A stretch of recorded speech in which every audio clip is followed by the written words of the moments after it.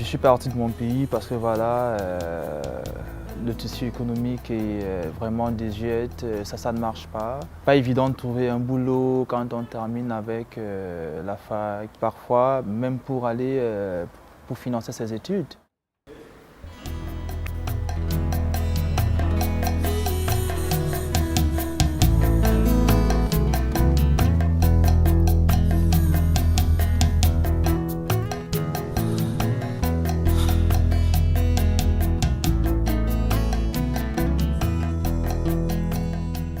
Alors Sharaka, ça veut dire partenariat en arabe, ce qui souligne bien le lien et les échanges qui font la démarche innovante du projet entre les différents États européens qui sont partenaires du projet et le Maroc.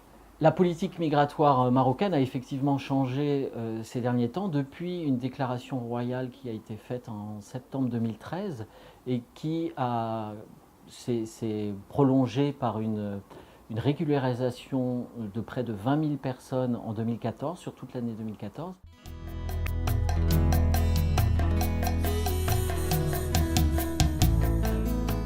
Le projet Sharaka a deux volets. Un premier volet qui est la poursuite du renforcement des capacités en matière, je dirais, de partenariat avec de nouveaux pays. Le deuxième volet, c'est un volet sur lequel on est accompagné pour la première fois, c'est celui d'accompagnement des immigrés en situation régulière. Le Maroc est passé d'un pays émetteur de ressources humaines à un pays qui émet et qui est aussi de transit, à une troisième phase qui est celle d'émetteur de ressources humaines, de transit et aussi d'accueil. Alors, par rapport aux défis, effectivement, nous avons déjà commencé à mettre en place une offre de service pour ce public-là.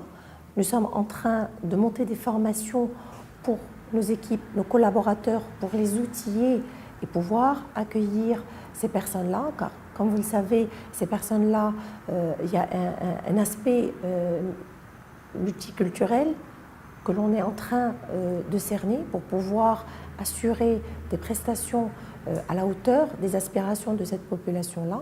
Je me levais à 5 h le matin et je vivais à Douala. Il y a un petit marché de poissons à Youpé pour celles des personnes qui connaissent. Je portais les sacs de ces gens qui venaient, ces clients qui venaient acheter du poisson.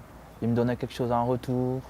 Et avec ça, je pouvais gérer un tout petit peu, mais il y avait des semaines où j'allais et que je ne trouvais vraiment pas de quoi payer le taxi pour aller en fac. La mobilité va dans plusieurs directions.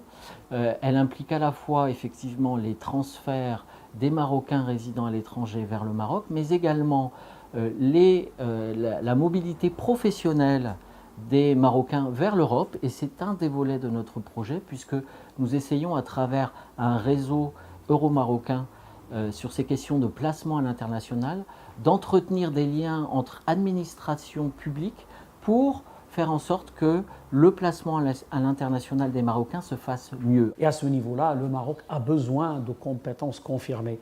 Donc le fait que des Marocains aillent travailler ailleurs et acquérir de l'expérience est utile pour le Maroc pour qu'ils viennent apporter de l'expertise à l'économie marocaine. Là, je suis au Centre culturel africain. Je m'occupe de la bibliothèque du centre. C'est déjà quelque chose. Donc, il y a pas mal d'associations comme ça qui, dans le volet, essayent de piquer quelques personnes qui ont une valeur et qui peuvent la mettre au profit de pas mal de subsahariens aussi qui sont dans les mêmes conditions que nous. Ça donne un tout petit peu de la dignité. Parce que si ce n'est pas ça, on perd totalement notre dignité.